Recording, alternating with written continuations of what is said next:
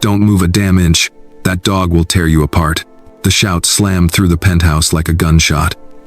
It came from Enzo Dante himself. Billionaire, kingmaker, and the kind of man whose anger could freeze a room solid. But his warning came too late. Because the Pitbull was already airborne, Maya Williams didn't even have time to scream. One moment she was stepping over a fallen to-go bag. The next 100 pounds of muscle and rage was charging straight at her, jaws wide enough to crack bone. Instinct, pure, terrified, street-honed instinct took over. She grabbed the nearest thing she could, the heavy steel serving tray that had clattered to the floor seconds earlier.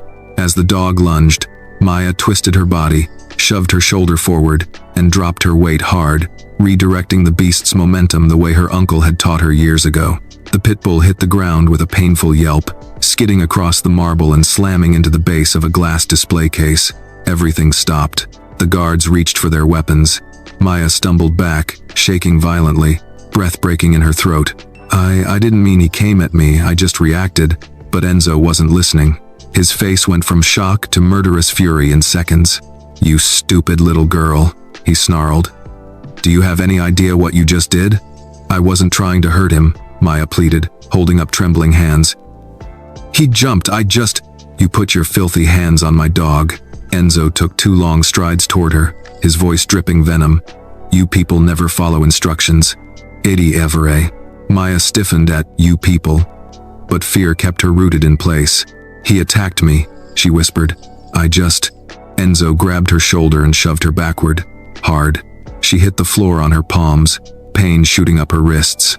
"Don't you dare come into my home," Enzo hissed, "and make excuses for injuring the only creature here worth a damn." Behind him, the Pitbull staggered upright, shaking his massive head. A low, furious growl rumbled through his chest as he saw Maya on the ground. One of the guards shouted, "Sir, he's locking on her. Should we?" But the dog was already sprinting. Maya's lungs froze. There was no tray to grab, no time to roll away. Her back hit the base of the sofa, trapping her. She threw her arms up to shield her face just as the Pitbull leapt, and then she heard the sound. Not the growl, not the heavy paws cracking against marble. Something else, something deeper, something impossible. A tiny, broken whine. The Pitbull came down on top of her, but not with teeth. His massive body trembled, muscles quivering, breath shuddering against her cheek. Those wild, furious eyes hovered inches from hers, and in them she saw something she hadn't seen in 7 long, aching years. Recognition. "Oh my God," she whispered. "King?" The dog let out another strangled, desperate whine. The guards froze mid-draw. Even Enzo seemed to glitch, unable to process what he was seeing. Maya, shaking uncontrollably, lifted one hand, not to block, not to fight, to reach. The dog flinched but didn't attack. Her voice cracked. "It's really you." She didn't think, she only remembered. Her grandmother's voice. The creaking porch in Louisiana. A puppy hiding beneath her bed during summer storms. So Maya did the only thing her heart knew how to do. She sang. A soft Creole lullaby slipped from her trembling lips, fragile and quivering like a memory being pulled from a locked trunk. "Dormi, Ticheri, Mamanla." The entire room went silent. Cerberus King froze completely. His ears lifted. His body sagged. The deep growl died in his throat like someone had blown out a candle. Then, in a moment that made one of the guards gasp, the huge Pitbull lowered himself onto Maya's lap gently, fearfully, like he was afraid she might disappear if he moved too fast. He pressed his head against her chest and whined. Not a threat, a plea. My God," one guard whispered. "That's impossible." Enzo's expression shattered into something brutal and disbelieving. He took a step forward, then another. Eyes narrowed, mouth parted in shock. "Explain," he demanded. It wasn't a question, it was a command carved from stone. Maya didn't look up. Her hand stayed on the dog's scarred head, fingers shaking as they moved through the short fur she'd memorized as a child. 7 years ago, she said, voice trembling. "Someone stole my puppy from our backyard while I was at my father's funeral." Cerberus whimpered at the sound of her voice, burying his face deeper into her shirt. "I never found him," she whispered. Police said to let it go, but he had a white patch on his chest, shaped like a crooked heart, and a soft spot behind the ear right here. The dog's hind leg twitched just like it had when he was a baby, and he loved this lullaby. It was the only thing that calmed him. Maya's throat tightened. His name was King. He was my best friend. Enzo stared at the dog with a gaze sharp enough to cut glass. Cerberus came from a certified breeder, he said stiffly. Maya finally met his eyes. Or from someone who stole him, she said softly, and sold him to people who never cared who he really belonged to. The dog shifted, placing his head in her lap fully, eyes closed, his entire body melting into the safety he remembered. It was the most vulnerable thing she had ever seen, and the most damning. Enzo's jaw was rigid, his hands curled into fists. The world's most untouchable billionaire looked, for one impossible moment, completely unmoored. Maya stroked King's head and whispered, "It's me, baby." I never stopped looking. Cerberus exhaled a long, breaking sigh. Enzo Dante, a man who had faced assassins and warlords without blinking, looked at Maya Williams with something between fury and something dangerously close to fear. Her life had just changed. His had, too, and neither of them knew yet which one should be more terrified. If this moment hit you too, like and comment where you're watching from. You might not be the only one in your city feeling this. The silence was deafening. Cerberus lay still in Maya's lap, his enormous body rising and falling in slow, shallow breaths. The tension that had filled the room like gasoline moments before now simmered beneath the surface, thick and volatile. No one spoke. No one moved. Maya didn't dare. Her hand stayed gently on the dog's head, fingers absently stroking behind his ear right where the soft spot had always been. Even as a pup, she could feel his heartbeat slowing beneath her touch, syncing with her own in some strange, aching rhythm of familiarity and loss. Across the room, Enzo Dante still hadn't holstered his gun. He stared at her like she was something that had crawled out of a forgotten past. Something inconvenient and dangerous, and far too real for the polished life he'd built. "You're sure it's him?" he finally asked, voice flat, emotionless. Maya looked up slowly, her cheeks damp but her gaze steady. "You heard him. You saw how he responded. That dog remembers me. That dog," Enzo said sharply, "has been through more than you could imagine. He's not your pet. He's a weapon." Maya flinched, not from fear, from grief. "No," she said quietly. "He was turned into one." The words hung in the air like smoke from a fire long buried. Enzo's eyes narrowed. "What's your name?" She hesitated, then answered with calm pride. "Maya Williams. And who the hell told you to touch anything in my house, Miss Williams?" "No one," she admitted. "I just wanted to deliver your food."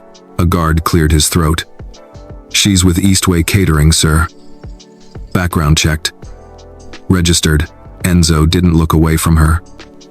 "I didn't ask for her resume." Maya drew in a breath, grounding herself against the storm behind his eyes.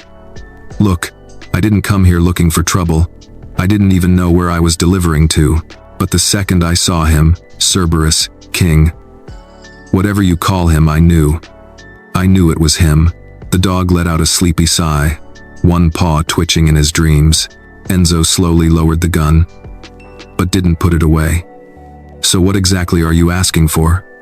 A reward? A pat on the head? You want me to say thank you for knocking over my dog and nearly causing a bloodbath?" Maya stood, gently sliding Cerberus off her lap. He settled at her feet like a well-trained soldier waiting for his command. "I want what's fair. He was stolen from me. If you bought him from someone who didn't have the right, that's not your fault. But it's not mine either." Enzo's jaw ticked. "Let me guess," he said with icy sarcasm. "You're going to sue?" Maya chuckled, bitter and low. "Right. Because a waitress from Queens is going to take Enzo Dante to court and win." That seemed to amuse him, however slightly. "Then what, Miss Williams? What exactly is your game?" "No game," she replied. "I just want to be with him. I want to make sure he's safe, that he's not being used." Enzo's stare sharpened. "He's not a toy. He's security. He saved my life. You don't get to waltz in and pretend the last 7 years didn't happen." "I'm not pretending," Maya snapped, then caught herself. She lowered her voice. I'm not here to erase your history with him. I'm here to reclaim mine. The room grew still again. Enzo looked at her for a long moment, then turned to one of his men. Call Dr. Levon. Have him check the dog's microchip. Verify his ID. Already on it, the guard replied, stepping out. Enzo looked back at her. Until then, you don't leave. Maya blinked. Excuse me? You want to be with him? He said, gesturing at the dog. Fine. You stay here. You feed him, walk him, train him. If he reacts to you the way you say, you'll prove it. If not, he didn't finish the sentence. Maya crossed her arms. You want me to just stay, like a guest? Enzo's mouth curved into something that was not quite a smile. Not a guest. A handler. I'll pay. How much? 50,000 a month. Maya almost laughed. Make it 100, and I get a proper room, not a closet. Enzo arched an eyebrow. You drive a hard bargain. I've been poor my whole life, Mr. Dante. I know what my heart is worth. He studied her, cold calculation flickering behind his eyes. Then, at last, he nodded. Fine, 1 week. If Cerberus stays calm, eats, trains, and doesn't try to murder my staff because of you, we renegotiate. Maya nodded slowly. Deal. Enzo turned away, finally sliding the gun back into its holster. Someone get her settled. Give her the east wing. A guard moved toward her. But Enzo paused at the archway and glanced back. You hit my dog, he said coldly. I haven't forgotten that. Maya lifted her chin. He was going to kill me, and you still think you belong here? She didn't blink. I know I do. Cerberus whined softly at her side, nudging her hand with his nose. Enzo watched them for 1 second longer. Then he disappeared down the hall. Maya stood there, heart pounding, knees weak. She looked down at King Cerberus and whispered, We've got 1 week, baby. Let's make it count. The dog licked her palm, and for the first time in years, Maya felt like she'd finally come home. Maya barely slept that night. Though the room she was given was technically called the East Wing Guest Suite, it was bigger than her entire apartment in Queens. Velvet drapes, mahogany furniture, a bathroom with gold fixtures and towels fluffier than anything she'd ever owned. But all the luxury in the world couldn't settle the storm in her chest. King Cerberus had curled up at the foot of her bed like he'd done when he was a puppy. He snored softly now, his breathing deep and steady. But every time Maya's eyes fluttered shut, her mind replayed the moment he lunged at her in the foyer. The flash of his teeth, the weight of his body slamming into the marble, and Enzo's voice cutting, cruel. You people never follow instructions. The insult echoed louder than the threat. At dawn, she gave up on sleep. She found a robe, tiptoed around the sleeping Pitbull, and stepped onto the terrace overlooking Manhattan. The wind was crisp, the skyline already buzzing with morning energy. But she couldn't shake the feeling that she'd walked into something much larger and more dangerous than she was prepared for. By the time she made her way to the kitchen, the staff were already moving like clockwork. Uniformed assistants, a private chef in all white, a woman with a clipboard giving orders in rapid Spanish. They all stared when Maya walked in. No one said anything, not directly, but the looks lingered, curious, cautious, quietly disapproving. A black woman in slippers and a silk robe didn't exactly blend in here. She grabbed some fruit and took it back upstairs. Cerberus was awake now, tail thumping lightly when she entered. She smiled, crouched, and fed him apple slices from her hand. Still got that sweet tooth, huh? She whispered. He licked her fingers and nudged her shoulder. That old gentleness, it was still in there, buried under training and trauma, but not gone. You remember me. I know you do. A knock on the door pulled her attention away. Marco, Enzo's personal assistant, stood there in a slate gray suit and a face that didn't quite hide his judgment. Mr. Dante is expecting you in the study, he said. Now, Maya rose, smoothing her hair and spine. Lead the way. The study was 2 floors down, past a hallway of oil paintings that looked like they belonged in a museum. She was ushered into a dark paneled room that smelled of leather and scotch. Enzo sat behind a massive desk, reading something on a tablet. He didn't look up. Sit. She sat. He finally spoke without looking at her. Cerberus was implanted with a microchip 2 years ago. It confirms he came from a trainer named Gavron Marchetti. That's where I bought him. Maya's stomach sank.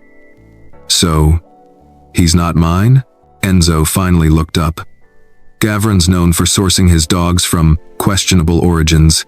No birth records, no ownership papers, just results. Maya's jaw clenched. So you're saying he could have been stolen? I'm saying it's likely, Enzo replied. Which puts us in a legal gray zone. Maya folded her arms. So what happens now? He leaned back, eyes sharp. Now, you earn your stay. You keep him stable. I've got a meeting in 2 hours with the head of Valtrex Security. Cerberus will be present. If he behaves, you stay. If not, you both leave. Leave as in? Out the door, Enzo said. No payout, no room, no goodbye. Maya looked at him, unflinching. Then I guess I better do my job. His eyes glittered with something unreadable. You've got nerve. I've got history, she said. With that dog.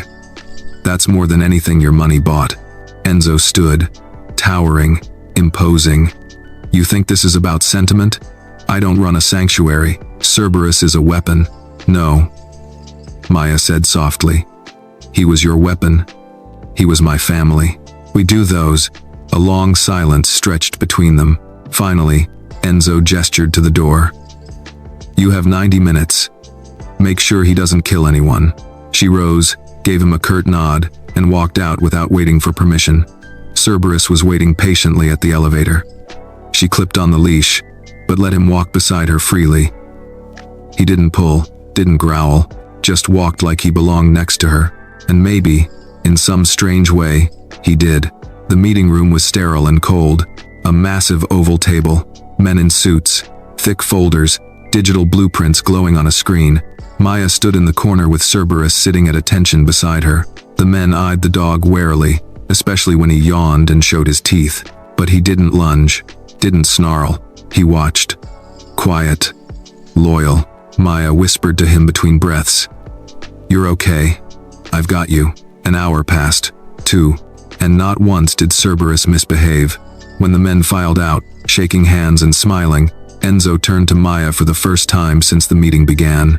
He didn't move once, he said. He knows who he is, Maya replied. You just forgot. Enzo watched her a long moment. Fine. You stay.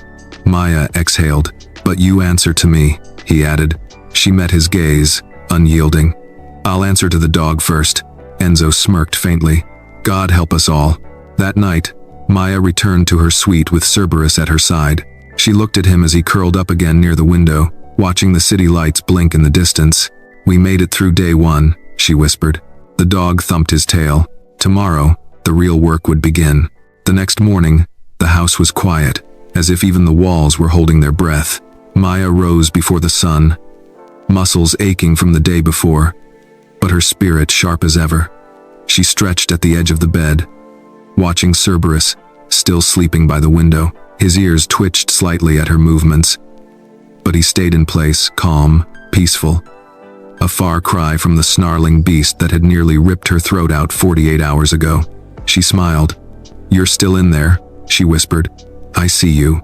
In the kitchen, Maya brewed a pot of chicory coffee the old-school way. No pods, no machines, just heat, grounds, and patience. The cook, a burly man named Jorge, gave her a sideways look as she worked at the counter. You don't have to do that, he said, nodding toward the espresso bar behind her. We got tech. Maya stirred her pot gently. I like mine strong and slow. And besides, tech can't make it with soul, Jorge grunted. You got soul, all right. Bringing a damn war dog back to life with a lullaby. Maya chuckled. He's not a war dog.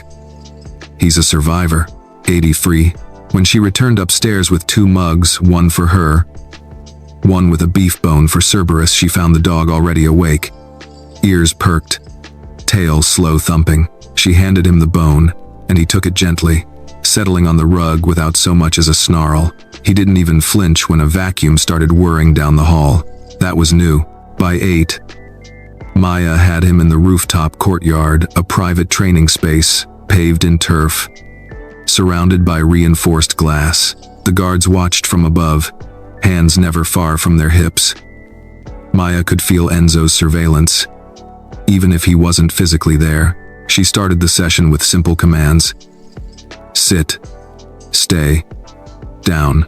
To her surprise, Cerberus followed her instructions not like a dog remembering obedience, but like one recognizing a language he hadn't heard in years. Good boy, she praised, stroking his back. Still a king at heart. The guards raised eyebrows. One whispered, "He didn't even flinch when I walked past." "She's magic," another muttered. Around noon, Enzo appeared unannounced. Of course, his suit jacket was off, his tie loose, but his eyes were still all business. "He hasn't snapped at anyone today," he said. Maya didn't look up, because no one shouted, waved a gun, or treated him like a monster. Enzo stepped closer, arms crossed. "He is a monster." "You saw it." "No," Maya corrected, her tone cool but steady. "I saw a dog in pain, and a man who's used to treating everything like a weapon, including himself." Enzo's jaw tightened. "Do you think that's funny?" "No," she said, turning to face him. "I think it's sad." The two locked eyes. For a beat, Enzo didn't respond. Then, to her surprise, he asked, "What are you feeding him?" "Chicken stock, rice, peas, real food. Not the performance protein we've imported?" Maya's eyebrows lifted. "He's a dog, not a Navy SEAL. He needs nourishment, not steroids." Enzo looked down at Cerberus, who lay at Maya's feet with his head on his paws, blinking slowly like a toddler post-nap. "I bought him for security," Enzo muttered, almost to himself. "You bought a ghost," Maya replied softly. "You just didn't know it." There was something fragile in the air between them, something neither wanted to name. Finally, Enzo broke the silence. "There's a gala this Friday," he said. "It's at the rooftop lounge. Corporate, press, powerful people." Maya tensed. "And I want him there. As proof that he's still under control." Maya folded her arms. "He's not a show pony." "No," Enzo agreed. "But he is a symbol. A very expensive, high-profile one. People talk when things change. I need them to see he's still mine." Maya narrowed her eyes. "He's not yours. Not anymore." Enzo's expression didn't change. "Be ready by 8. As he turned to leave, Maya called out, "What about me?" Enzo paused. "What about you?" "I don't have anything to wear to a billionaire's circus." He looked over his shoulder, eyes flicking across her frame like a transaction. "I'll have something sent up." That night, Maya found a sleek black dress waiting for her in the closet. High neckline, low back, fabric soft as air but stitched with steel. A note clipped to the hanger read, "You're not a ghost. Either. E." She rolled her eyes but couldn't suppress a small smile. 3 days before the gala, Maya spent every waking hour with Cerberus. She introduced him to new people, housekeepers, assistants, even Jorge. She let him watch her cook, brush his fur, sit beside her while she hummed Creole songs he clearly remembered. Every now and then, the haunted look returned like a shadow behind his eyes, but it faded faster each time. On the third night, thunder rolled through the city. Cerberus whimpered, pacing near the window. Maya pulled out a blanket, laid it on the floor, and sang to him again. This time, he curled up without trembling. The past was still there, but it wasn't in control anymore, and for the first time in years, Maya believed she might just be able to help him rewrite it. The rooftop glittered like a postcard, Manhattan's skyline blazing in the distance, chandeliers strung like constellations across the open night air. Laughter, music, and money floated through the evening like perfume. Waiters in white jackets carried trays of champagne and foie gras, while men in $1,000 suits shook hands over backroom deals dressed as small talk. And in the center of it all stood Maya Williams. Wrapped in that black gown, Enzo's assistant had chosen a dress more powerful than any armor she'd ever worn. Maya held her head high, one hand resting lightly on the leash of the most dangerous guest in the building, Cerberus.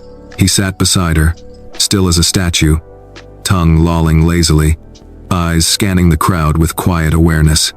Not a growl, not a twitch, He was calm, poised, controlled, but Maya could feel the pressure. It wasn't just the dozens of elite eyes following them, it was the weight of knowing that one misstep, one nervous movement from the dog, and she'd lose everything. Her place, her leverage, her chance at reclaiming the only piece of family she had left. Enzo arrived fashionably late, naturally. He stepped out of the glass elevator in a midnight blue tuxedo, a diamond cufflink flashing at his wrist as he adjusted his sleeve. The room shifted. Power followed him like a storm cloud. He approached with a glass of scotch in hand and that unreadable half-smile on his lips. "You clean up well," he said, voice low. Maya didn't bother smiling. "You didn't mention the press." Enzo took a slow sip, his eyes never leaving her. "I didn't think you'd care." "Ady, not exactly." She glanced at the photographers huddled by the velvet ropes, whispering, pointing at Cerberus. "They're going to ask questions. About the dog. About me. Let them. And what do I say? That he's reformed." Enzo's gaze dropped briefly to the dog.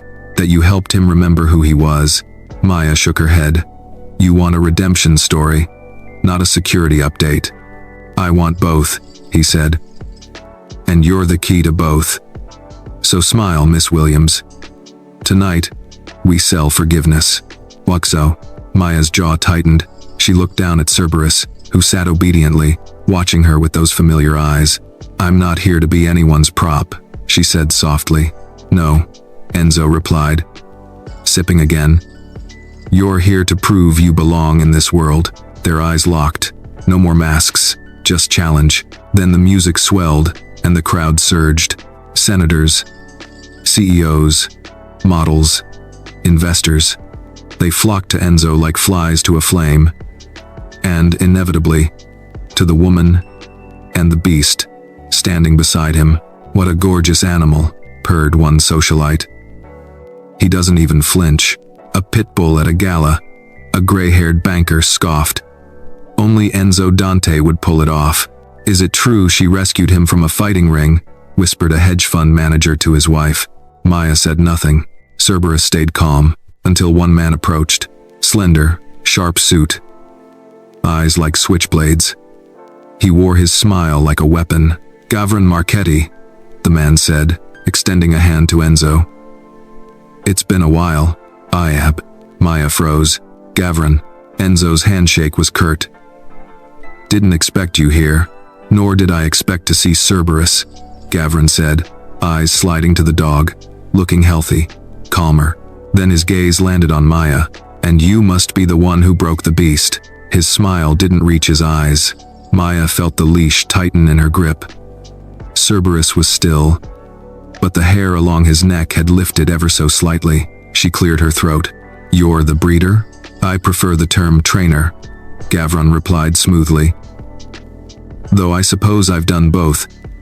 Cerberus was difficult. "You stole him," Maya said flatly. Gavron raised a brow, mockingly surprised. "Is that what you think?" "I know it," she snapped. "You took him from a yard in Queens, changed his name, broke him." Enzo's eyes flicked toward her, surprised by her public tone, but he didn't interrupt. Gavron's smirk grew colder. "The world doesn't care where loyalty is forged, Miss Williams. Only that it holds when it matters." He took a slow step closer. Cerberus rose, not with a growl, not with aggression, with warning. A single, low vibration in his chest like a distant drumbeat in the jungle. Gavron stopped. "Interesting," he muttered. "Still remembers me." "He remembers who hurt him," Maya said, voice steady. "And who didn't." She reached down, brushing her fingers through Cerberus's fur. "You trained him to be a monster," she added. "But you couldn't erase love." Gavron's expression shifted. Just for a second, something sour, almost threatened. Then he laughed. "Well," he said, "we'll see how long sentiment holds when he's tested." He disappeared into the crowd. Enzo stepped closer to Maya. "That was a risk," he said under his breath. "He's dangerous," she replied. "He doesn't belong here."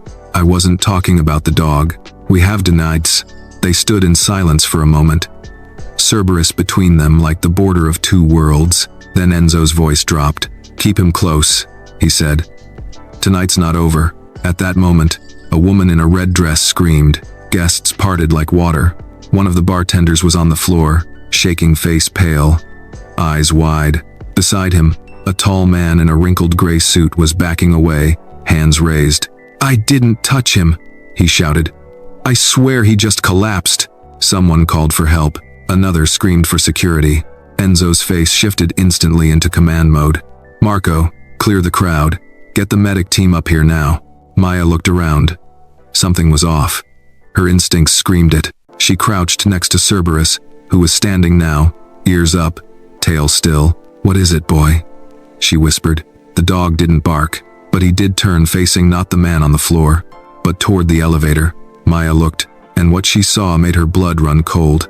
A man was standing inside alone, dressed as a waiter, face half hidden behind a serving tray. But Cerberus was growling, now low and guttural. The man locked eyes with Maya, then pressed something on the tray, and vanished as the elevator doors slid shut. "Enzo!" she screamed. "Get down!" The explosion wasn't deafening, but it was strategic. A concussive pop echoed from the elevator shaft, sending a shockwave of heat and smoke through the rooftop gala. The chandeliers trembled, glass shattered somewhere. The crowd screamed. For a few chaotic seconds, it felt like the entire rooftop tilted. Then the fire alarm started blaring. Maya dropped to her knees, throwing an arm over Cerberus as instinct and muscle memory kicked in. Enzo Dante was already moving, barking orders into a mic clipped to his lapel. "Lock the elevators. Lock every stairwell.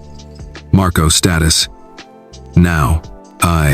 Guards surged through the rooftop, weapons drawn, herding guests behind steel partitions disguised as decor. Some people cried, others shouted demands, but Maya ignored all of them because Cerberus wasn't looking at the smoke. He was looking at her, alert, waiting, asking. "Go," she said, unhooking the leash. He bolted without hesitation toward the stairs, the smoke, the danger, and Maya ran after him. "Williams!" Enzo's voice shouted behind her. "Where the hell are you going?" She didn't answer. There was no time. The stairwell was lit with emergency lights, glowing red like a war zone. Smoke curled along the ceiling. Somewhere below, someone was shouting short, clipped words in a language Maya didn't recognize. Cerberus growled low, ears flat, then started descending, careful but fast. Maya followed, heart hammering. They hit the 30th floor when she saw the first sign of violence. 2 guards unconscious near the fire door.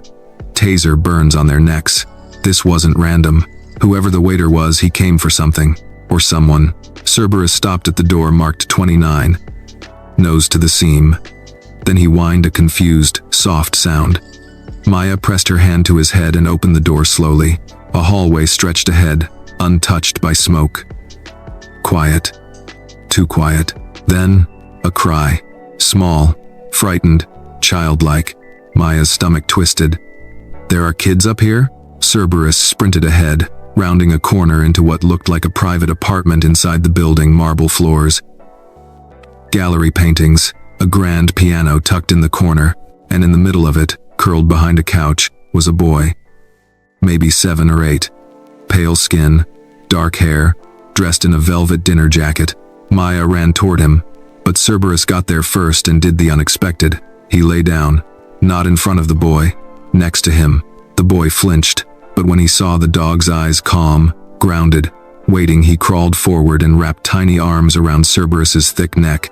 "It's okay," Maya whispered, crouching next to them. "You're safe now." "Are you the lady from the gala?" the boy whispered. "The one with the dog?" She nodded. "What's your name?" "Eli." Maya froze. She recognized the name, Eli Dante, Enzo's son. Before she could ask more, the intercom buzzed overhead, an old-school speaker buried in the wall. A voice came through, mechanical and smug. "You moved fast, Dante. I'll give you that." Maya looked up, scanning the room. "Who the hell is this?" Enzo's voice crackled through the line. "You know who I am. You stole from me." "I don't steal," Enzo barked. "I acquire, legally." The voice laughed. "You acquired Gavron's dog. That dog was never meant to be seen in public again. You've made him visible, and now I have your son." Maya's blood turned cold. She looked at Eli, who was clutching Cerberus like a life raft. The boy was shaking. "No, you don't," Enzo's voice said tightly. "He's not yours to touch. He is if you want him back in one piece." A brief hiss of static. "Unless you return the dog." The intercom went dead.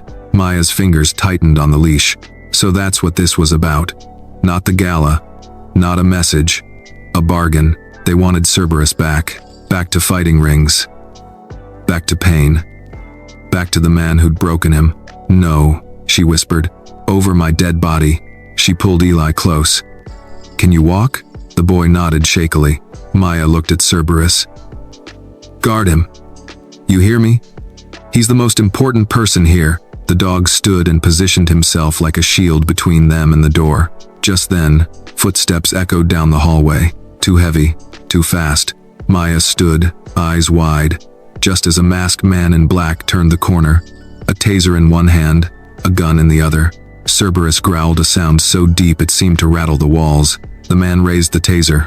Maya stepped in front of Eli without thinking, but she didn't need to, because Cerberus launched. He didn't just attack, he flew. The man's gun went off, but the shot hit the ceiling as the Pitbull slammed him against the wall like a wrecking ball. There was no hesitation, no cruelty, just precision. A protector reborn. Maya grabbed Eli's hand and ran. They burst into the hall, ducked into a stairwell, and began climbing 2 floors, 3 until voices reached them. Familiar ones. Enzo's. "Maya!" he shouted, appearing at the top of the stairs with guards at his back. "Eli!" he choked out when he saw his son. The boy broke free and ran to him. Enzo dropped to his knees, pulling the child into his arms. For a moment, everything else fell away. Maya reached the top step just as Cerberus limped up behind her. Panting but alive, Enzo stood slowly, still clutching Eli. Their eyes met, and for the first time, Enzo didn't look at Maya with suspicion. He looked at her with respect. She was bleeding, smoke-smudged, shaking but steady. "You saved my son," he said, voice raw. Maya exhaled. He wasn't the only one worth saving. Behind her, Cerberus wagged his tail once, and in the space between past and future, something unspoken shifted between them all. The aftermath was quieter than the explosion but somehow heavier. Emergency services swarmed the tower within minutes. NYPD cruisers, unmarked black SUVs, fire trucks, and a few ominous vehicles bearing government plates lined the street below like chess pieces in formation. The gala guests had been escorted out quickly, wrapped in blankets, murmuring into cell phones, giving statements to stone-faced officers. But Enzo Dante's penthouse was sealed. What happened upstairs that was not meant for public consumption? Maya sat on the edge of a leather bench in the East Wing corridor, still in her black gown from the gala. The hem was torn. Her heels were gone. Her arms trembled slightly, her knees bruised from the stairwell. A medic had checked her, offered painkillers, but she waved them off. Cerberus lay beside her, tongue out, belly rising and falling fast, his front paw wrapped in gauze. She reached down and stroked his head, whispering, "Good boy, my brave boy." He licked her wrist. Across the hall, Enzo paced like a caged animal. Suit coat off, shirt collar open. His hands kept running through his hair. Eli sat quietly on a sofa near the fireplace, wrapped in a gray wool blanket. He hadn't spoken since they'd escaped the stairwell. Marco approached from the main hall, phone pressed to his ear. "The FBI is in contact." The elevator detonation was low yield, military grade, likely smuggled in through catering. Enzo shot Maya a glance, then looked back at Marco. "They're saying this was cartel?" "No, not their style. It's more personal." Enzo's voice dropped to a dark whisper. "Gavron." Maya stood slowly, her limbs protesting. "He was there, at the gala, taunting us. He's not stupid enough to do this himself," Enzo muttered. "But he's desperate enough to send a message." Maya crossed her arms, "And the message is clear. He wants the dog." "To Wei Day," Cerberus whimpered. Eli, from across the room, finally spoke. His voice was small. "Why?" Everyone turned. "Why does he want King?" the boy asked. Maya crouched beside him. "Because Cerberus used to be his, but he was taken away. And some people don't like losing control." Eli looked at her with eyes far too old for his age. He saved me. I know, sweetheart. The boy turned to his father. You're not giving him back, are you? Enzo hesitated. A beat too long. Eli's voice cracked. Dad? I'm not letting anyone hurt you again. Enzo said quickly, kneeling beside his son. But this isn't just about the dog. It's about leverage, blackmail, exposure. Maya stepped closer. You saw what Cerberus did. He risked himself for your child. He chose to protect, not attack. Enzo stood slowly. He's still a weapon, Maya. She met his gaze. He was turned into one, but he was born a companion, a protector. Just like every other creature we twist into tools. Oh, Enzo exhaled, his jaw tight. Do you have any idea what kind of enemies I have? What kind of enemies he's made? Yeah, Maya said, stepping forward. And you know what? So do I. And I'm not scared of them. Enzo looked at her then. Really looked like someone seeing a thing not for what it is, but for what it survived. You're not just a waitress, are you? Maya smiled faintly. Depends who's asking. There was a silence between them, broken only by the distant wail of sirens below. Then Marco returned. We found something. He handed Enzo a plastic evidence bag. Inside was a phone cracked, scorched, but not destroyed. Recovered from the man Cerberus attacked, Marco explained. Unlocked with a biometric thumb reader. Enzo tapped through the contents, eyes scanning rapidly. His face darkened. Gavrin's not working alone. He turned the screen to Maya. A photo displayed Cerberus in a cage, blood on the walls, eyes glassy with pain. But in the corner of the photo, standing in shadows, was another man, unfamiliar, wearing a lab coat. Who's that? Maya asked. No ID yet, Marco said. But he's in 6 different files, all dog-related. Experimental conditioning, military contracts. Maya's stomach churned. They were experimenting on him? Enzo nodded grimly. Gavrin wasn't training Cerberus to fight. He was training him not to feel, not to remember, probably using some kind of trauma reversal conditioning. He remembers me, Maya said quietly. That means something didn't work. No, Enzo said. That means you broke through it. They all stood still a moment, surrounded by thickening dread. Then Maya said, We can't wait for them to come again. Enzo arched a brow. You have a plan? She looked at Cerberus, then at Eli, and finally back to Enzo. You have security. You have money. You have reach. But I have his trust. And if they want him that badly, then we make them come to us. D2X. Marco blinked. You're suggesting bait? Maya nodded. And you're suggesting we just hide forever? Enzo folded his arms. If we go public, they'll retaliate. Then we prepare. There was a long pause. The kind of pause that happens when a line gets drawn in the sand, and everyone has to choose a side. Then Enzo finally said, All right, we play it your way, but if this goes south, I know. Maya interrupted. It's my head on the block. No, Enzo said, looking at his son. It's his. Ibe. They stood together in the firelight, shadows tall behind them. Cerberus barked once. The hunt had begun. 3 days later, the world still hadn't heard about the attempted kidnapping of Enzo Dante. The headlines were filled with fluff. Dante's rooftop gala, interrupted by technical malfunction. Not a single mention of smoke, tasers, or a stolen Pitbull turned hero. Enzo had locked it all down, paid off media outlets, silenced security leaks, and redirected attention toward market movements and corporate mergers. But behind the glass of his empire, a war was quietly brewing, and Maya was in the heart of it. The training room on the lower level, once used for private boxing sessions, was now Cerberus's sanctuary. Padded floors, steel walls, multiple exits, cameras in every corner. But it was Maya's voice, not the surveillance, that held the dog's attention. Focus, she whispered, standing still as a statue. Cerberus stared at her, eyes wide and alert. A man stepped out from a hidden side panel dressed like the attacker from the gala, mask and all, holding a replica taser. Cerberus's hackles rose, but he didn't move. Wait, Maya said softly, eyes never leaving the dog. The man lunged fast, aggressive. Now. Cerberus leapt not to kill, but to disarm. He pinned the man, snatched the fake weapon with his teeth, and backed away.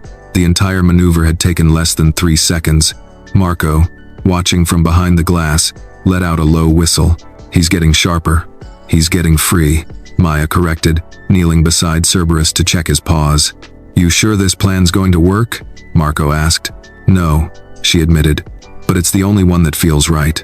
And the plan was simple in concept, complex in execution. Create a false auction listing black market style advertising, a rare, conditioned Pitbull with a violent history and experimental enhancements. Worded in code only someone familiar with Gavron's network would understand. A trap, set not with teeth, but truth. Marco had already set the wheels in motion, sending word through encrypted channels. They used burner accounts, dark websites, even whispers in underground fight circuits. And now, they waited. By noon, they had a bite. Enzo met them in the war room, his private office turned command center. Monitors lined the walls, each one showing a different feed. Lobby entrances, street cams, social media trackers, dark web listings, crypto wallets. This came through 15 minutes ago, he said, forwarding an audio file to the main speaker. The voice was distorted, male, calm, cold, package identified, condition verified, interested in reclamation, payment won't be necessary. We simply take back what's ours. Expect company. A click. Silence. Maya's blood ran cold. They're coming. Enzo nodded. Soon. Where? She asked. Warehouse district, Pier 41. We'll set up the drop. Maya folded her arms. I'll go with him. No, Enzo snapped. You've done enough. Let me handle this. Maya didn't flinch. He won't go without me. You know that. Their eyes locked. A silent standoff. Finally, Enzo looked away. Fine, but you wear a vest. That night, the Dante convoy rolled into the abandoned shipyard like a ghost fleet. Fog drifted off the river. Rusted containers lined the dock like sleeping giants. The entire setup had been orchestrated to look like an illicit exchange. An anonymous seller bringing in a dangerous animal for trade. Enzo stayed inside the armored SUV, flanked by guards. Maya stood at the center of the dock, Cerberus by her side, leash loose in her hand. She wore black cargo pants, a bulletproof vest beneath her coat, and her nerves strung tighter than piano wire. Cerberus didn't move, didn't growl, but his body was alert, low to the ground, breathing steady. They're late, Marco said through her earpiece. Or watching, Maya murmured. Suddenly, floodlights exploded above them. 3 black SUVs roared into the clearing, surrounding the pier with military precision. Doors opened. Men in tactical gear spilled out, silent, organized, armed. But not police, not government, private. A figure stepped forward. Not Gavron. Someone older, taller. The man in the lab coat from the photo. I'm Dr. Langston, he said, voice smooth like silk over steel. And that's my property. Maya stepped forward, shielding Cerberus. He's not property. Langston tilted his head. You're the handler. The one who broke the suppression loop. I'm the one who brought him home. Town. Langston clicked his tongue. We spent years erasing memory, conditioning rage, breeding instinct. And you reversed it with lullabies? Maya didn't blink. I didn't reverse it. I reminded him who he was. Langston stepped closer. Cerberus growled. One of the guards raised a rifle. Enzo's voice crackled in Maya's earpiece. Say the word. Not yet, she whispered. Langston looked at the dog with eerie fascination. He was meant for war. Maya narrowed her eyes. Then maybe he's done fighting. Langston gave a slight nod, and all hell broke loose. His men surged forward, but Enzo's guards were ready, emerging from containers, rooftop nests, and alleyways. Gunfire crackled through the fog. Maya dropped low, shielding Cerberus as he barked a sound not of fear, but fury. The kind that said, not again, never again. Langston fled toward his SUV. Maya gave chase. She ducked behind crates, sprinted through smoke, and found him climbing into the back seat. Cerberus ran ahead fast. Agile leapt into the vehicle before it could close. Langston screamed. Seconds later, Enzo's guards swarmed the SUV. Langston was pulled out, cuffed, and dragged into the light. He was still shouting when they loaded him into the unmarked van. "You can't keep him. He's mine. I made him what he is." Maya stood over him.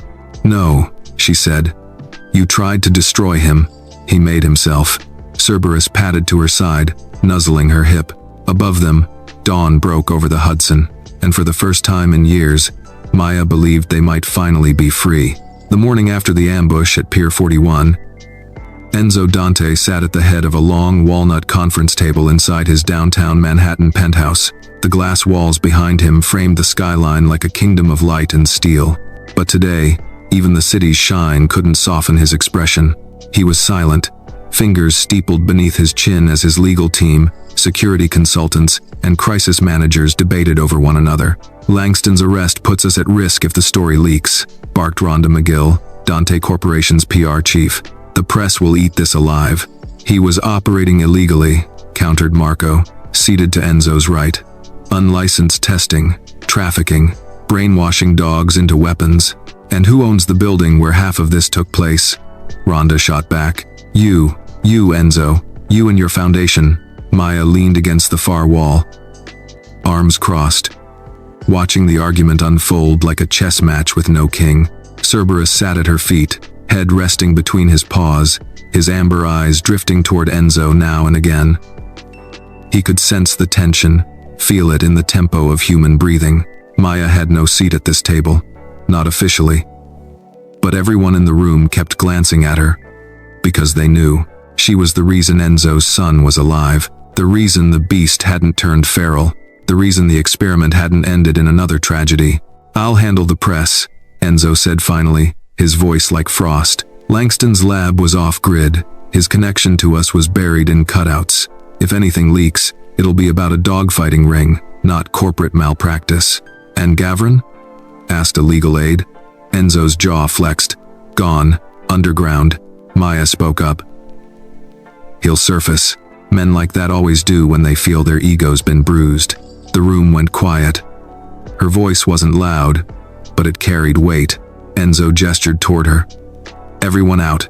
The team hesitated. I said out. They filed out in awkward silence, leaving just Enzo, Maya, and Cerberus behind. "You don't like suits," he said when the door clicked shut. "I don't trust boardrooms," Maya replied. "Too many knives dressed as fountain pens." Enzo smirked faintly. "You sound like my grandfather." Smart man then."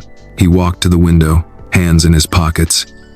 "You risked your life for my son, twice, and last night, you could have run, left the dog, saved yourself.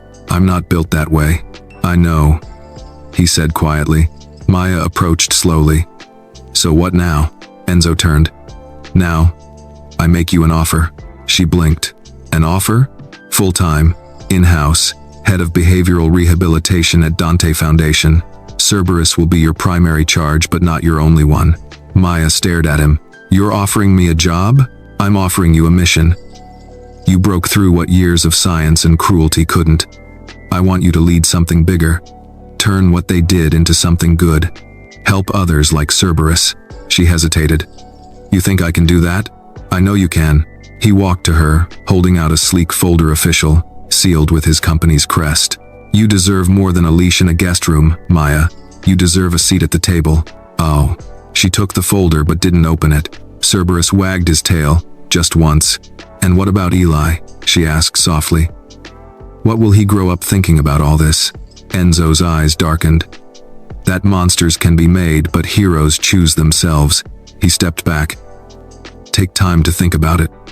But she didn't need time. "I'm in," she said. "But on one condition." Enzo raised an eyebrow. "I want the last word on Cerberus, not the board. Not the investors.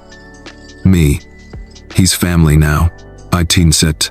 Enzo nodded slowly. "Then welcome to the family." She glanced at Cerberus, who had risen and walked between them, tail wagging harder now. He nudged Enzo's hand, then looked up at Maya. "We're all a little broken," she whispered, crouching beside him. "But broken things still shine, don't they?" The dog licked her cheek. From the far hallway, small footsteps approached. Eli stood at the doorway, still in pajamas, holding a drawing in his hand. "I made this," he said quietly, walking toward them. He held it up, a crayon picture of a big brown dog, a woman with curly hair, and a boy smiling under a tree. Above them, a stick-figure man in a suit held a leash cut in half by a bright red X. "Cerberus is ours now," Eli declared. Enzo took the paper, staring at it for a long moment. Then he looked at Maya. "You good with kids?" "I'm learning," she said, smiling softly. He returned the smile, small, guarded, but real. Outside, the city moved as always. Loud, relentless, unforgiving. But inside the penthouse, something rare had taken root. Not peace. Not yet. But maybe. Finally. A path toward it. 2 weeks passed. New York carried on. Business as usual, traffic snarling through Fifth Avenue. Hot dog vendors shouting on corners. Construction drilling into the bones of the city like a second heartbeat. But within the walls of Dante Corporation's Lower East Annex, something extraordinary was unfolding. Maya had transformed the once abandoned behavioral research wing into a sanctuary for recovery, not just for dogs, but for herself. There were no cold kennels here. No metal cages. Only soft light, gentle voices, and the slow rebuilding of trust. Cerberus was the heart of it. His story had begun to circulate quietly among military contacts, shelter networks, even ex-K9 units. People whispered about the Pitbull who once obeyed killers, but now slept beside children, who had been trained to destroy, but had chosen to protect. And because of him, more dogs began arriving. Scarred, nervous, but not broken, Maya worked around the clock, feeding, training, comforting. Her hands, once raw from wiping down tables, now stroked the fur of war dogs and wounded strays. And every day, Cerberus watched her like a sentinel, never straying far. One crisp Friday morning, Maya stood outside the recovery yard, coffee in hand, watching a shepherd mix named Knox chase leaves through the breeze. She smiled, then her phone buzzed. Unknown number. She hesitated, thumb hovering over the screen. After Langston's takedown, Enzo had rerouted all security calls through a private server. This bypassed it. She answered cautiously. "Hello?" A voice replied, distorted, familiar. "Miss Williams, you've made quite the reputation." She stiffened. "Gavron," a soft chuckle. "Your dog's quite the performer. The gala. The rescue. The press thinks he's a damn superhero. Because he is. Funny," Gavron said, his tone twisting. "You never asked where I found him, or what he did before you started playing nursemaid." Maya's throat tightened. "I know enough. You know what he remembers. That's different." Silence stretched between them. Then he dropped the match. "You should ask Enzo about Jordan." Maya's heart stopped. "What?" "Ask him," Gavron repeated. "Ask him why he bought Cerberus, why he kept him locked away, and why Jordan never came home." The line went dead. Maya stood frozen, her breath fogged in the air, but she felt cold beneath her skin. Jordan, the name had been buried in the rescue records. A soldier, K9, handler, reported missing in action, presumed dead. One of the last humans Cerberus had been assigned to, and Enzo had never mentioned him, not once. Later that day, Maya sat across from Enzo in his office, the crayon drawing Eli had made weeks ago still pinned behind his desk. "I need to ask you something," she said, voice even. He looked up from his laptop. "Of course." She didn't hesitate. "Who was Jordan?" The question hit like a slap. Enzo's fingers froze mid-keystroke, his jaw tensed. He leaned back slowly in his chair. "Where did you hear that name? Does it matter?" His eyes darkened. "It does if it came from Gavron. Will 5. Maya crossed her arms. "Why didn't you tell me?" "Because it wasn't your weight to carry." Cerberus remembers him. Enzo exhaled hard and rose, walking to the window. Manhattan glittered behind him, but his reflection looked like a man haunted. "Jordan Thorne," he said quietly. "Special Forces. One of the best K9 handlers I've ever met. Worked with the department on some off-book programs, including Project Midas." Maya frowned. "The military-funded obedience conditioning?" Enzo nodded. "Cerberus was a candidate. Jordan volunteered. Said if the dog had to endure it, He'd endure it with him. They were bonded more than handler and dog. They were family. What happened? Enzo's voice dropped. Something went wrong during testing. Gavron pushed the conditioning too far. They say Cerberus snapped, killed 2 handlers. Jordan disappeared. Maya's stomach turned. You don't believe that, do you? No, Enzo said. I believe Gavron buried the truth, and that's why I bought the dog. To keep him out of further experimentation. To protect him. You never thought I deserved to know. I didn't want you looking at him like a weapon again. I never saw him that way, Maya said, her voice rising. You did. Enzo turned slowly, something vulnerable flickering in his eyes. I saw a ghost, he said. I saw what Gavron made. What I might have become if I hadn't walked away. But then you turned the ghost into a guardian. Maya softened, but only slightly. We need to find out what happened to Jordan. Enzo nodded. Then we find him. That night, Maya returned to the recovery room. The lights were low, soft music playing from a vintage radio. Cerberus lay curled near the heater, breathing slow. She knelt beside him. You knew he was still out there, she whispered, stroking his ear. Didn't you? Cerberus opened one eye, didn't move. I'm going to find him, I promise. She felt it then, something shift between them again. Not just loyalty, but purpose. From the shadows, Eli stepped in, holding a new drawing. This one showed 3 figures, Maya, Cerberus, and a soldier with a scar. He looks like the man from my dream, Eli said softly. Maya's heart skipped. Cerberus stood, and in his eyes, clearer than any command, was the name they both hadn't said aloud. Jordan. The winter sun barely broke through the cloud cover as Maya stared at the worn personnel file Enzo had handed her the night before. The folder was thick, the pages yellowing at the edges, water stained like it had been left somewhere it wasn't meant to be. Jordan Thorne, declassified. Level 3. Underneath, in black marker, were 3 words stamped diagonally across the page. Presumed Kia. Killed in action.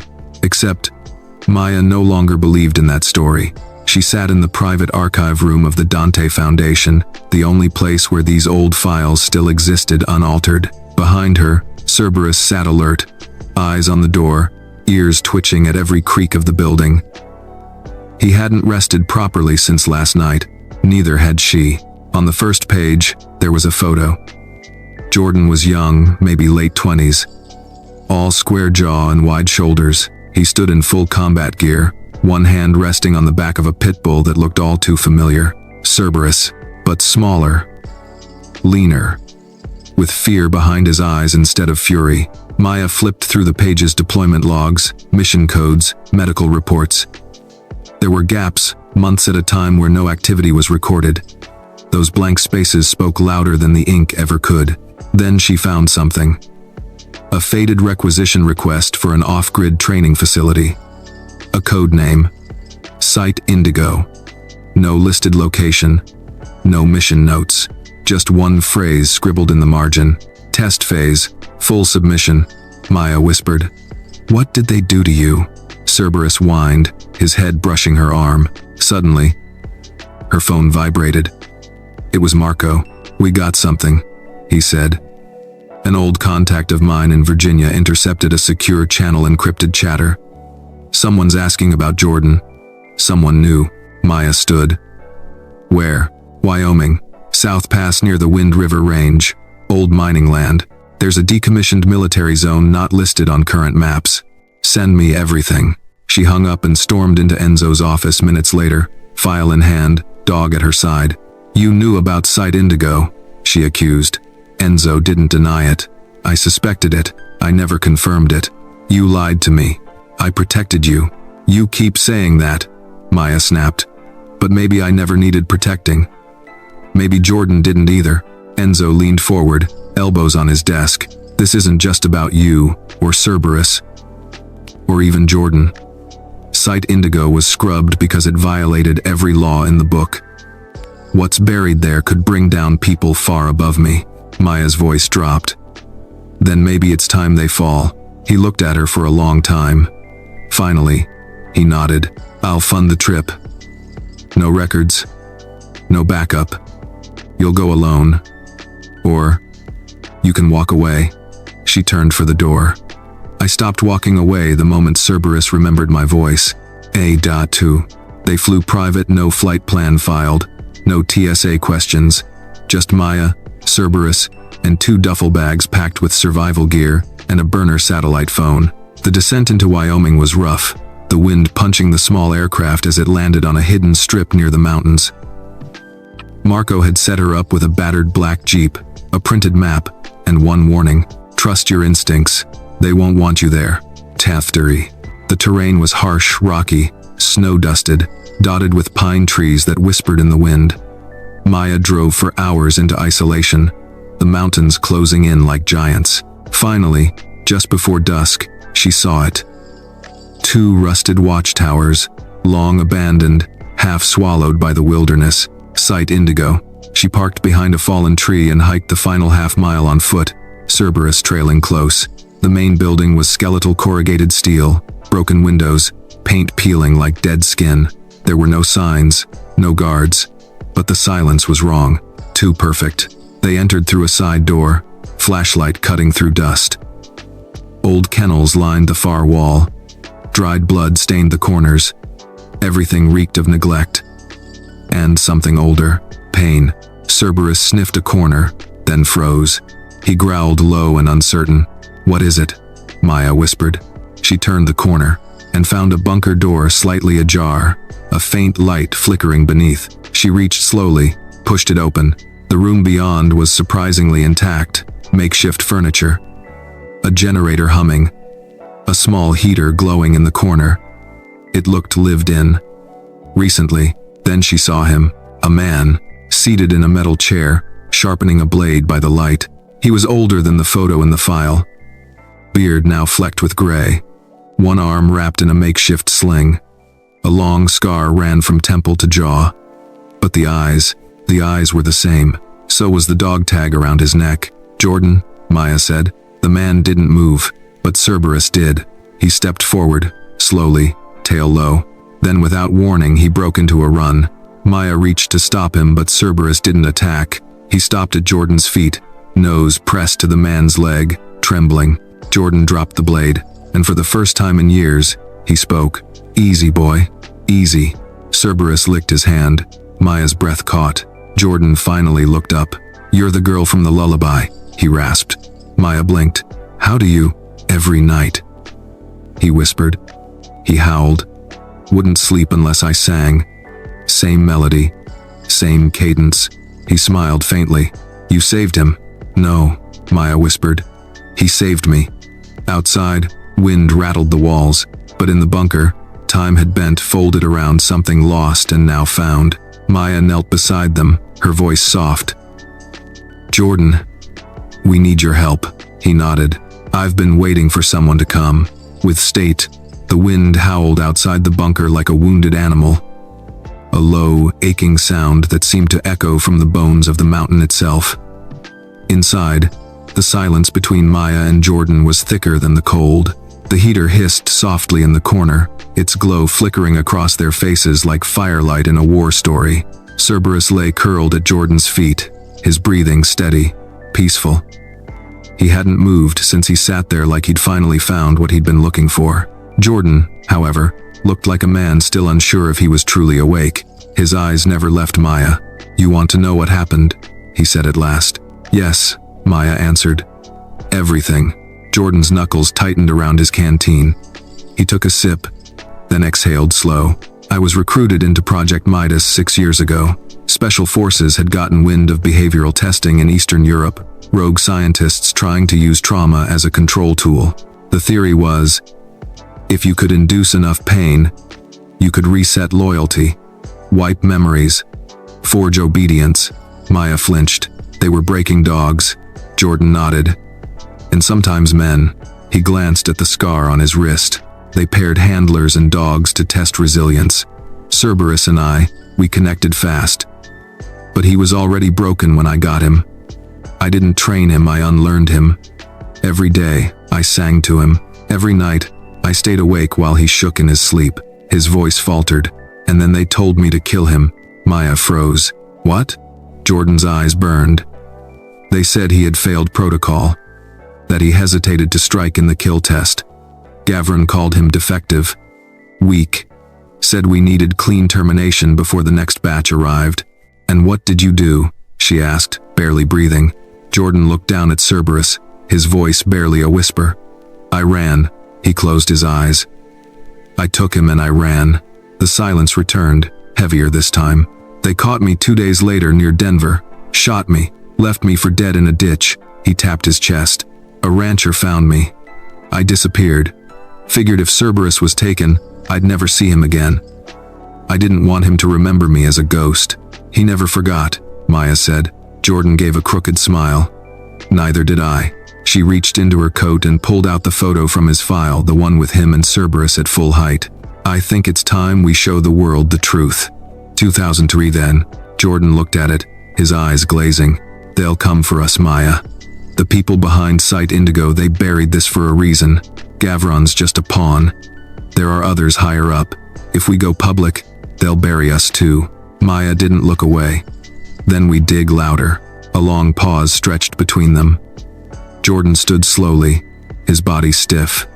He moved to a steel locker near the heater and pulled out a tattered duffel bag. Inside were photos, drives, printed reports, evidence. He turned back to her. You really think one waitress and one mutt can take down a ghost government? Maya stood, shouldering her bag. I think 3 survivors can. Jordan studied her for a long time.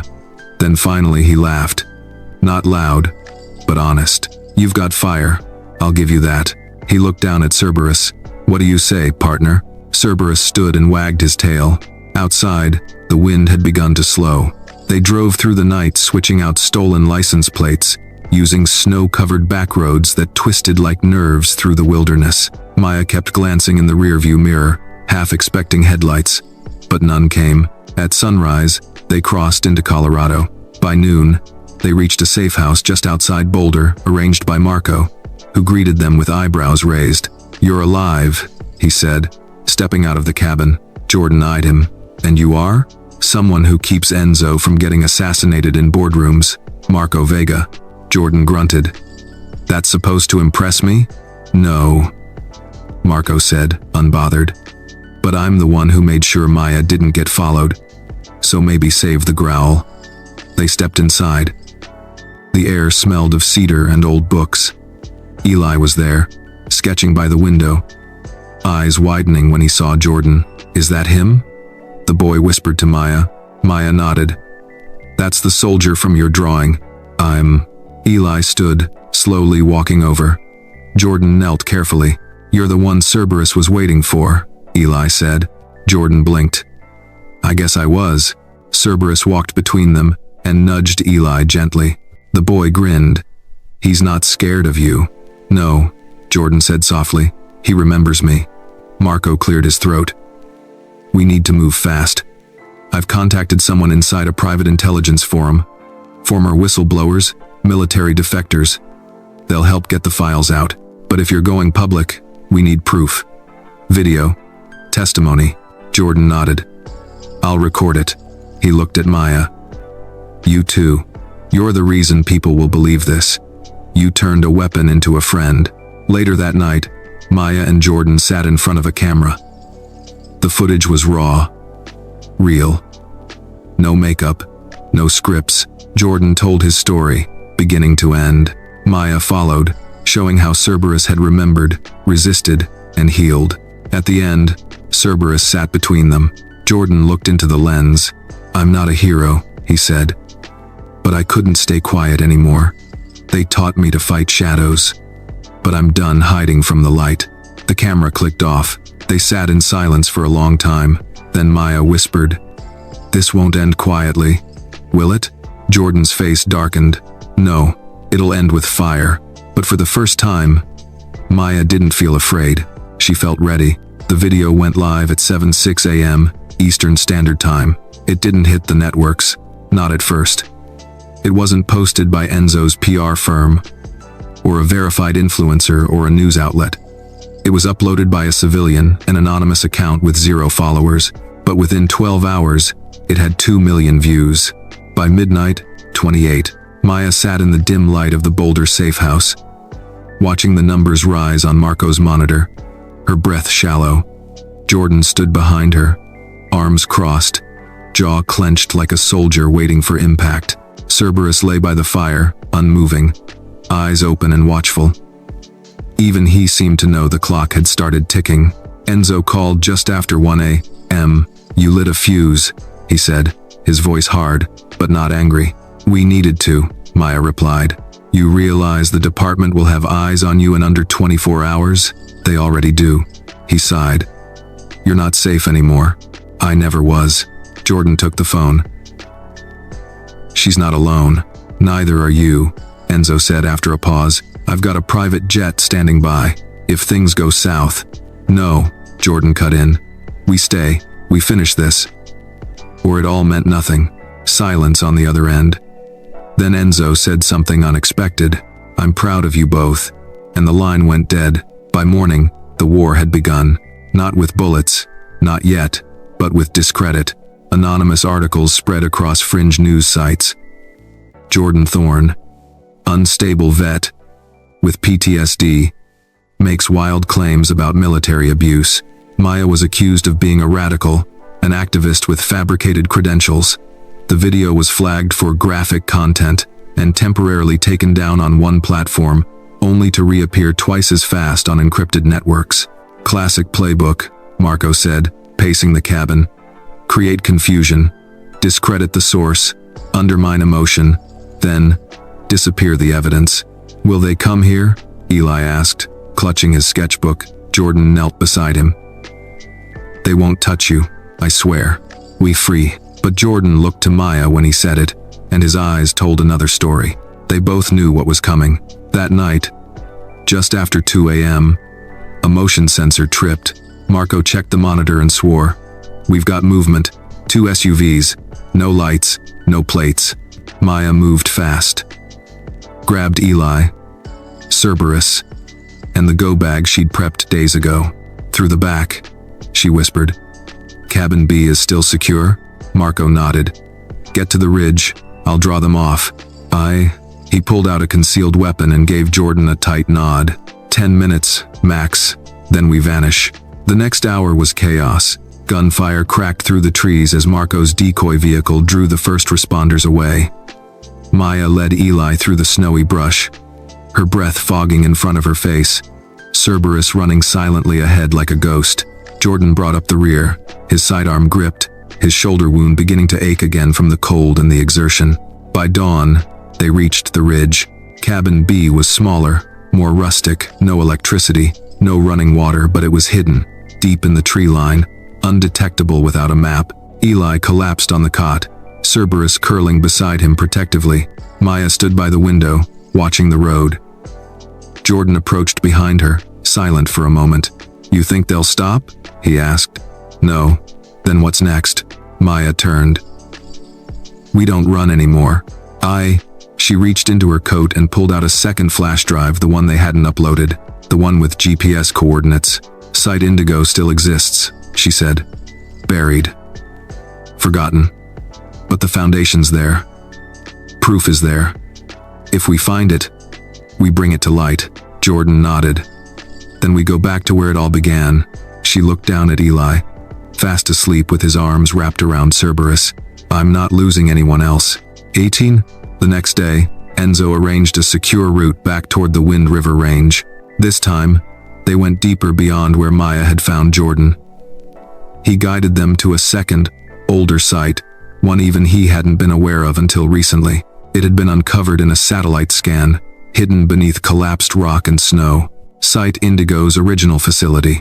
They arrived after nightfall, headlights sweeping over concrete ruins half swallowed by the mountain. Jordan stepped out first, flashlight in hand, his breath forming ghosts in the freezing air. "This is it," he murmured. "This is where they broke us." Cerberus walked beside him, slower than usual. The dog's body was tense, tail low. He remembered. Inside, the facility smelled like rust and mold. Paper was still scattered across the floor, frozen into place. Maya's boots crunched over glass as she led the way into the heart of the building. Then she saw it. A locked vault, its steel frame warped by time but still standing. They broke it open with a hydraulic cutter Enzo had sent.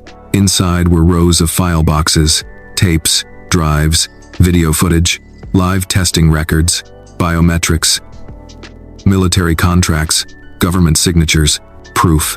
Maya fell to her knees, overwhelmed. Jordan placed a hand on her shoulder. "This is how we finish it." Outside, thunder rumbled not from the sky, but from engines approaching. Enzo's voice crackled through the radio. "They're coming. You've got less than 5 minutes." Maya stuffed everything she could into her bag. "We get this to the world," she said. "No matter what." Jordan nodded. "We split up. Draw them out." Cerberus growled, standing between them. Maya touched his head. "You stay with Eli. Protect him.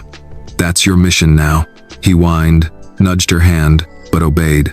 As the enemy closed in, Maya turned to Jordan, fire in her voice. "They buried the truth. Now we burn the lie." Peter's operation. They ran into the night, and behind them, the mountain held its breath. The sound of boots crunching snow echoed like gunshots through the night. Maya ran without looking back. The flash drive pressed tightly against her chest, her breath sharp in the cold. Each inhale burned her lungs, but she didn't slow down. She couldn't. Behind her, Jordan moved like a ghost, his training taking over. They didn't speak. No need. The plan was set. Divide, distract, and survive long enough to get the evidence out. From her earpiece, Enzo's voice was taut. "You've got 3 on your tail. 1 has infrared." Maya veered left, diving down a slope into thicker pine cover. She rolled, scrambled up, and kept running. "How far to the extraction?" 4 miles. North Ridge. "I'll get there. Be careful. They're not looking to capture." She already knew that. At a clearing, Maya crouched, pulled her sidearm, and took a steadying breath. Then she dropped to her stomach and crawled beneath a fallen log, snow coating her jacket. Her pulse thudded in her ears. The men passed her. Too focused, too loud. Military, but not official. Black Ops. Silent patches. No insignias. She waited, 30 seconds. Then she ran the opposite way, circling back toward the ridge. Elsewhere in the forest, Jordan found higher ground. He crouched beside a boulder, unslinging a small drone from his pack. With quick fingers, he launched it into the air, feeding it coordinates from Enzo's map overlay. The drone buzzed low, its infrared picking up 7 distinct heat signatures. 4 were hunting Maya, 3 were heading toward the bunker, toward Eli. Jordan swore under his breath. He tapped the mic. "Marco, we've got company heading your way." Marco's voice came back calm. "Copy. I've moved Eli and the dog to the ravine shelter." "You're alone?" "Never stopped me before." Jordan cursed again. "Hold tight. I'm redirecting." He sent the drone to track Maya, then moved down the slope, every muscle screaming against the cold. His shoulder ached, the old wound flaring under pressure, but he kept going, because if they got to that kid, this would all be for nothing.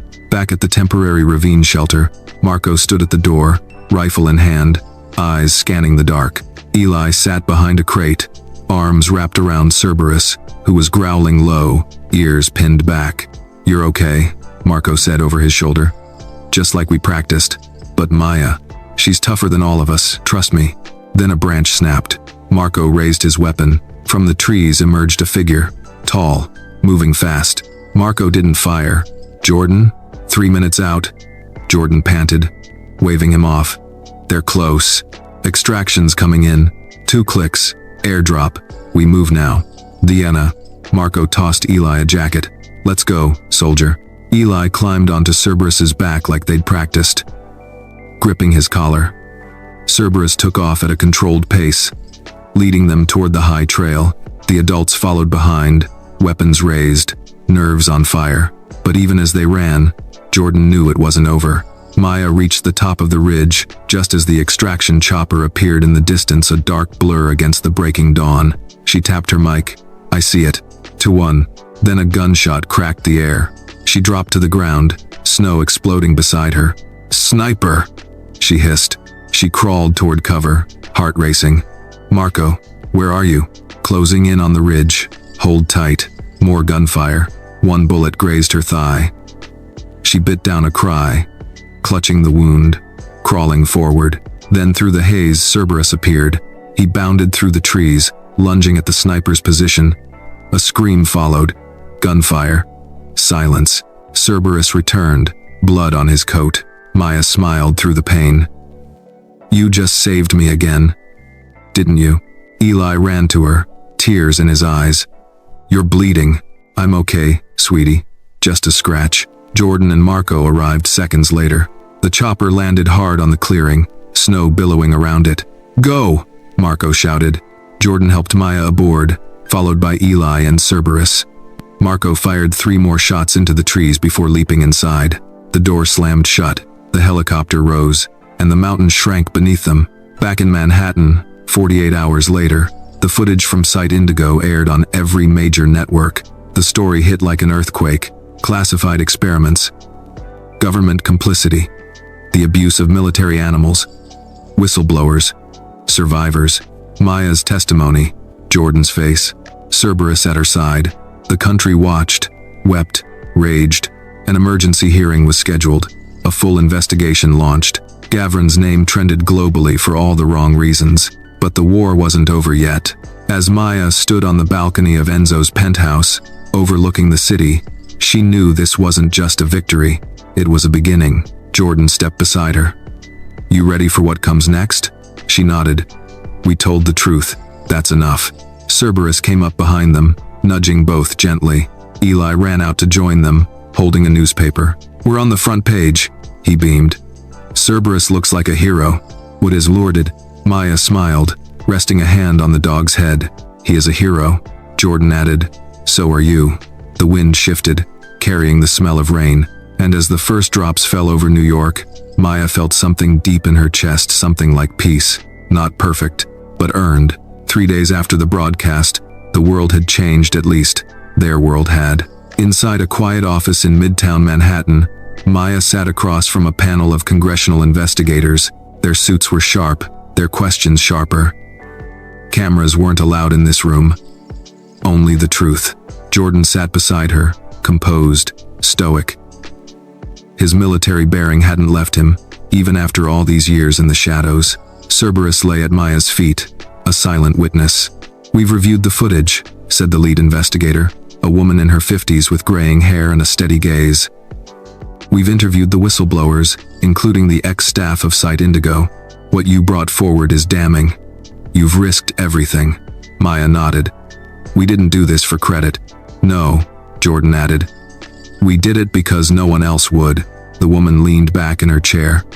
"This committee will recommend full prosecution of those involved in Project Midas, as well as reparations for victims, both human and animal." Maya breathed, for the first time in days, just a little easier. "And what about Gavron?" she asked. The investigator exchanged a look with her colleague. "He's gone off-grid. Interpol has issued a warrant. We're working with multiple governments," Jordan muttered under his breath. "He won't be found unless he wants to be." "But he will slip," Maya said. "Men like him always do." The woman gave a rare smile. "I hope you're right." As they stood to leave, one of the younger staffers leaned forward. "Miss Williams, if I may, why did you stay in it this long? After all you endured, you could have walked away." Maya didn't hesitate, because someone had to tell the truth. And the truth doesn't shout, it waits. It waits for someone to listen. Outside, the city pulsed with life. Horns, chatter, and a sense of tension easing. The trio, Maya, Jordan, and Cerberus, walked down the courthouse steps, greeted not by paparazzi, but by silence. A different kind of respect. Eli was waiting in a black SUV with Marco. He jumped out, holding up a flyer. "They want you to speak at the National Summit on Military Ethics." Maya blinked. "What?" "It's in D.C. next month, you and Jordan. They want you both on stage. You're heroes now." Maya exchanged a glance with Jordan, who raised an eyebrow. "We don't do speeches," he said, but Eli grinned. "Maybe it's time you did." That night, back at Enzo's penthouse, the city glittered beneath the floor-to-ceiling windows. It was one of the few places that still felt untouched, clean, safe. Eli curled up with Cerberus on the oversized couch, fast asleep beneath a wool blanket. Maya stood in the kitchen, staring into a cup of tea gone cold. Jordan leaned on the counter beside her. "I can't stop thinking about the others," she said. "The dogs still out there. The handlers who didn't make it. The files we didn't find. You can't save everyone," Jordan said quietly. "But I can keep going. Start something new. Real rehab, real rescue. Not just for animals. For vets too." Jordan nodded. "You build it. I'll help you run it." Maya smiled. "You? I'm not good at staying still." "I noticed." He chuckled. It was a low sound, honest. "I was wrong about you," he said after a pause. "Back at the beginning, you were angry," she replied. "I was broken." They both looked toward the couch, where Cerberus shifted slightly in his sleep. "He fixed us both," Maya whispered. Jordan nodded. "Yeah, he did." The next morning, the foundation paperwork was filed. The Thorne Williams Center for Canine Rehabilitation and Veteran Recovery. Enzo wrote the first check. Marco organized security. And a retired military engineer donated a 40-acre property in upstate New York. Construction began within weeks. Maya oversaw every detail from the kennel layout to the on-site therapy rooms. Jordan handled training protocols and security. Eli helped name every dog that arrived. And Cerberus, he became the symbol of the whole mission, a Pitbull who once carried the scars of war, now wearing the vest of a certified therapy dog. Veterans came, so did wounded dogs, and for once, they were both given a place to heal together. At the grand opening, a small crowd gathered. No press. Just soldiers, survivors, families. Maya stood in front of the new sign, her voice calm but clear. "We built this for those who were used and discarded. For those told they were dangerous or broken. You are not. You are human. Or canine. And you matter." She paused, emotion in her throat. Justice isn't always loud. Sometimes it looks like peace. Sometimes, like a wagging tail. Jordan stepped up beside her and said nothing. He just placed his hand on her shoulder. And that said everything. The ribbon was cut. Cerberus barked once, and the healing began. That night, Maya sat on the porch of the center, wrapped in an old quilt, a cup of tea warming her hands this time. The stars above the forest were brighter than in the city. The air cleaner. She heard the door open behind her. Jordan stepped out, 2 mugs in hand. "Hot cocoa," he said. "Doctor's orders." She accepted the cup. "I didn't know you could make this." "I can't." Marco did. They sat in silence, the kind that didn't need to be filled. "I keep waiting for something to go wrong," Maya said. Jordan nodded. "That's the cost of survival. You don't believe in peace until it stops surprising you. It is not every, but this place, it feels like hope." "It is." She looked at him. "You think Cerberus will ever forget?" "No," Jordan said. "But I think he's finally okay remembering." Cerberus padded out, nuzzled Maya's knee, then laid at their feet. As the stars stretched above, Maya finally let herself rest. Not because the fight was over, but because, for once, the truth had won. It was nearly midnight when the call came. The ranch was quiet. All the dogs had been fed, the lights dimmed, Eli tucked into bed with a flashlight and a worn comic book. Cerberus patrolled the grounds out of habit, more guardian than pet. Maya answered on the second ring. Enzo's voice was low, grave. He surfaced. Her breath caught. "Gavrin?" "Yes." "Argentina. Private airstrip. We tracked an encrypted message routed through 3 shell companies. He's trying to sell what's left of the Project Midas files." Maya stood from the kitchen table, tea forgotten. "To who? We don't know. But they're paying in crypto, and they want physical drives. This isn't politics. This is black market." Jordan, who had been dozing in the armchair, opened one eye. "What's going on?" Maya covered the receiver. "Gavrin. Enzo found him." Jordan sat upright. "Where?" She held the phone back to her ear. "When?" 3 days, Enzo said. "Remote villa outside Bariloche. I've arranged to contact someone local. Former intelligence. He can get you close. You want us to go?" Enzo didn't answer immediately. "I want you to end it." The next morning, Jordan sharpened his knife with silent precision. Maya packed a small duffel. No cameras, No files, just tools. This wasn't about exposure anymore. This was personal. Eli sensed it before anyone said a word. "You're leaving again," he said, standing in the kitchen doorway. Maya knelt. "Just for a few days. There's something unfinished." I nodded her. "Is it him?" Eli's voice lowered. "The bad man?" "Yes." "Then go." She paused. "You're not scared?" I was, before I met Cerberus. The dog stood beside him now, head tilted, eyes steady. "Will you stay with him?" Maya asked. Eli nodded. "Always." Argentina was colder than Maya expected. Snow capped the peaks outside Bariloche. The air thin, pine-scented. Their contact, a woman named Camila, met them at a roadside inn. "Gavron's bunker isn't on any satellite," she said, unrolling a topographical map. "He built into a hillside. Former Nazi escape route." "Believe it or not," Jordan snorted. "How poetic. He's got 2 guards, maybe 3. But the tech, cameras, sensors, you'll need to be ghosts." Maya traced the route with her finger. "We've done worse." That night, they camped half a mile from the target. No fire, no light, just silence. Jordan stared into the dark, fingers twitching. "You ever think we're just chasing shadows?" Maya didn't answer immediately. "Sometimes," she admitted. "But this one has teeth.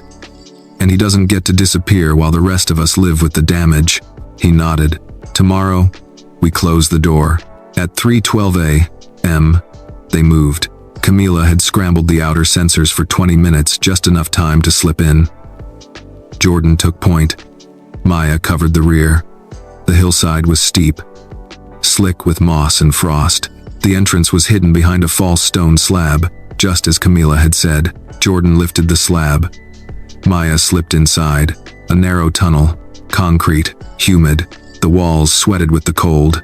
Then voices. They froze. Gavron's voice echoed from a room up ahead. This is gold.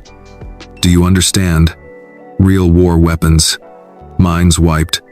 Obedience trained through trauma. You want a regime change? You start with loyalty." Maya's stomach turned. A second voice accented, calculating. "And the files?" "Gavron. In my hand. No cloud. No leaks." Jordan tapped Maya's shoulder. "Let's move." They crept forward. Through the half-open door, they saw him. Gavron, thinner now. Gray at the temples, but smug, arrogant. He waved a flash drive like a trophy. "I built gods," he said. That was the last sentence he'd speak for a while. Jordan stepped into the light, gun raised. "Built monsters, you mean?" Gavron turned shocked. "You?" "All. Me." Maya entered behind him. "No camera crews this time," Gavron sneered. "Just revenge?" Jordan's hand didn't tremble. "No, just justice." The buyer reached for a weapon, but Maya already had hers drawn. "Don't," she said coldly. The man froze. Gavron laughed. "You don't have the authority." "Maybe not," Maya interrupted. "But we've got the truth. And we've got enough eyes on us now that if anything happens in this room, you become the face of a government scandal in 6 languages." She stepped forward. "You trained a dog to kill and a man to forget. You failed at both." Gavron's eyes darkened. "You think you won?" Maya leaned close. "I know we did." She snatched the drive from his hand. Camila's voice buzzed in their earpiece. "Extraction point ready. Now or never." Jordan looked at Gavron. "Next time you try to disappear, pick a place without a trail." They left him there powerless, exposed, and most terrifying of all, forgotten. Back in New York, Eli was waiting on the porch when the car pulled up. He ran straight into Maya's arms, burying his face in her jacket. "You're back," he whispered. "We're home," she said.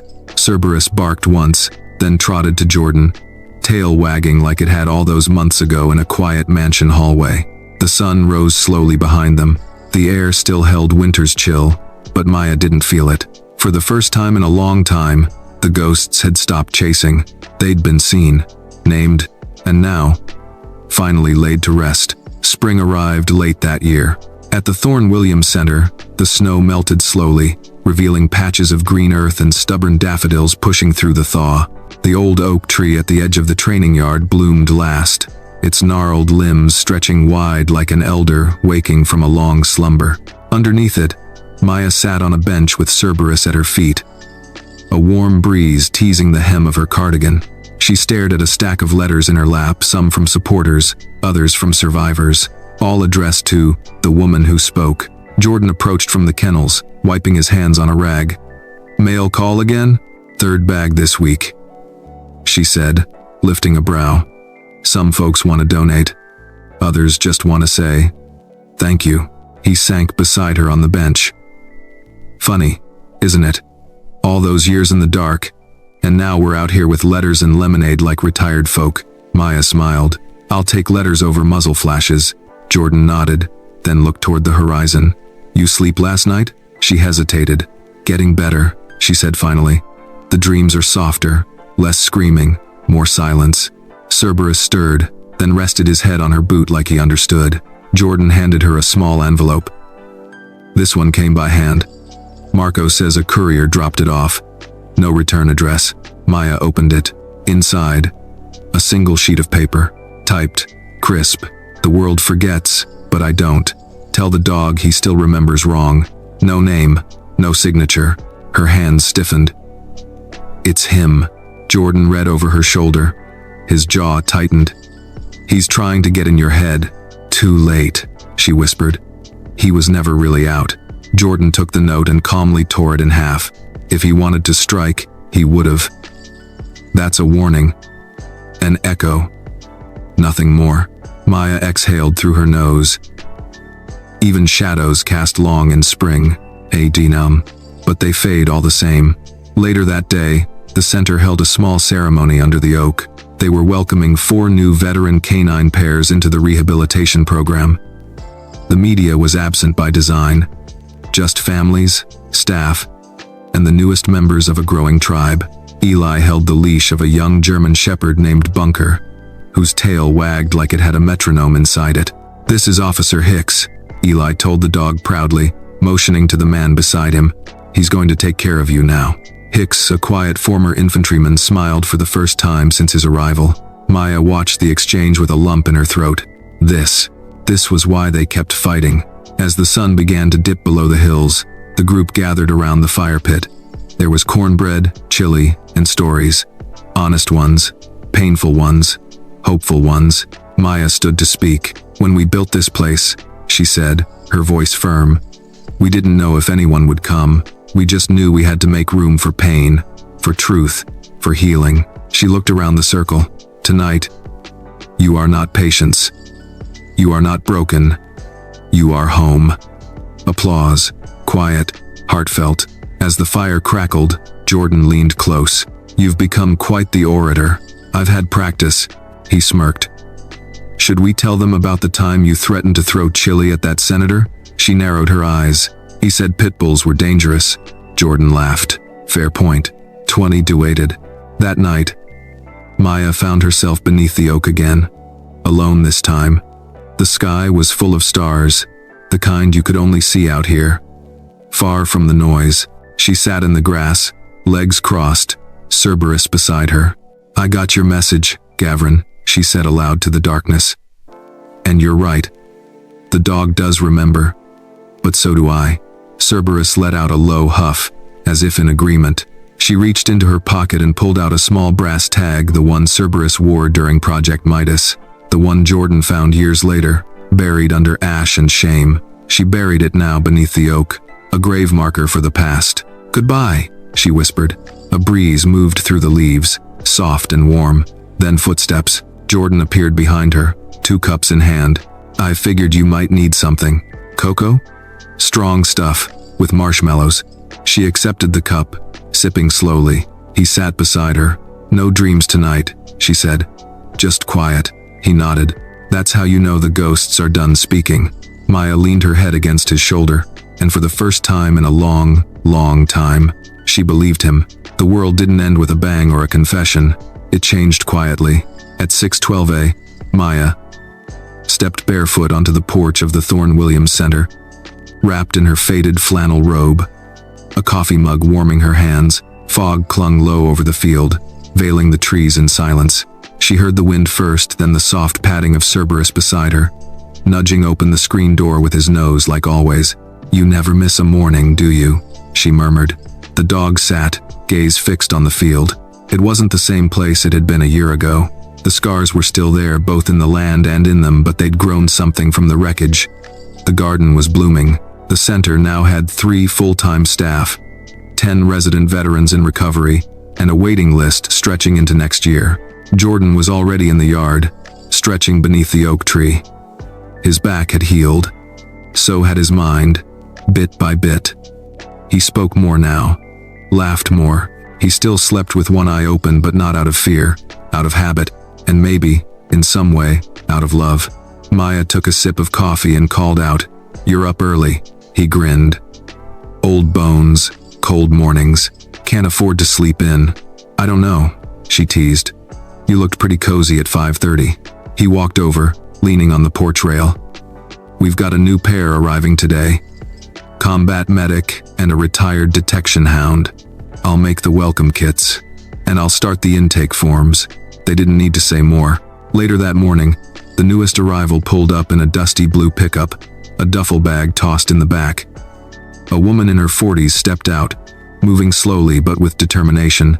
Her left arm bore the unmistakable scars of war burns, shrapnel, but her posture was upright, not defeated. A yellow lab hopped down after her, tail wagging as if this was just another day in paradise. Maya met her halfway down the path. "You must be Casey," she said, extending a hand. "I've been called worse," the woman replied, shaking it with a firm grip. "This is Radar. He's the only reason I got out of Kabul alive." Maya knelt to greet the dog, who licked her cheek in approval. "I think he'll like it here." Casey glanced at the fields, the kennels, the trees. "I already do." Jordan stepped forward. "Welcome to the team." Cerberus barked once in greeting. Radar barked back, and just like that, a new chapter began. That evening, Maya sat by the fire pit with Jordan, a worn journal in her lap. She'd been writing again, not just reports and therapy logs, but pages from her past. She wasn't sure if it was a memoir or just memories, but they mattered. Jordan read over her shoulder. "That the story about the restaurant?" "Yeah," she said. "The one with the booth that always squeaked. I hated that booth. You always picked it. I was testing your patience." She elbowed him lightly. "You almost failed." They laughed. Eli ran past them, chasing a frisbee with Cerberus in hot pursuit. Marco sat on a bench nearby, teaching 2 young men how to disassemble and clean gear. The sun dipped low, painting the sky in soft orange. Jordan looked around. "You know what this is? A miracle? A second chance?" She nodded. "One I never thought I'd get." "Neither did I." They fell quiet. The fire crackled. Then Maya said, "You think he'll ever try again, Gavrin?" "Yeah." Jordan's gaze darkened for a moment, but it passed. "He might. But now he knows we won't run. He knows we've got more than evidence. We've got people, a place, a purpose, and the truth." Jordan smiled. "Exactly, Ed." As night deepened, Maya walked out to the tree line where the dogs were kennelled for the evening. Cerberus followed, his steps slower these days, but still purposeful. She crouched beside him. "Hey, old boy," she whispered. "We did it, didn't we?" Cerberus leaned against her, silent. "You saved us." Again and again, her fingers traced the edge of his collar. "I don't know how much longer we have," she said, voice thickening. "But I want you to know you're more than a hero. Your family." He blinked slowly, then rested his head on her lap. She stayed there for a long time, just the 2 of them, the silence, the stars. A whole life carved out of pain and rebuilt into something unbreakable. 1 year later, the Thorne Williams Center celebrated its first full anniversary. 17 dogs, 24 veterans, 3 reunions, 5 rescues, no deaths, no suicides, no returns to the shadows. Maya stood beneath the oak tree once more, reading aloud the names of every dog and every soldier who had passed through their gates. She read them slowly, clearly, like they mattered, because they did. When she finished, The crowd applauded, and in the front row, Cerberus sat tall, wearing a medal on his chest, a simple ribbon with a brass paw print. It wasn't from the government. It was from Eli, handmade, earned. Later that night, Eli asked Maya if the story was over. She thought about it, then shook her head. No, she said. It's just finally quiet. But what if it gets loud again? He asked. Maya pulled him close, smiling as Cerberus curled up beside them. Then we speak louder. The boy nodded, satisfied, and as the fire burned low and the stars blinked into the velvet sky, the ranch slept. Not because there were no more battles, but because, at last, there was peace between them. There was hope in front of them, and behind them, only truth. The story of Maya, Cerberus, and the Thorne Williams Center teaches us that healing is possible even after betrayal, trauma, and injustice. It reminds us that true strength lies not in how loud we fight, but in how quietly we persist. Justice is not always served in courtrooms. Sometimes, it's found in quiet acts of loyalty, in rebuilding what was broken, and in giving others a second chance. Above all, this story honors the power of compassion between a soldier and a dog, a survivor and a child, and a community that dares to believe in redemption.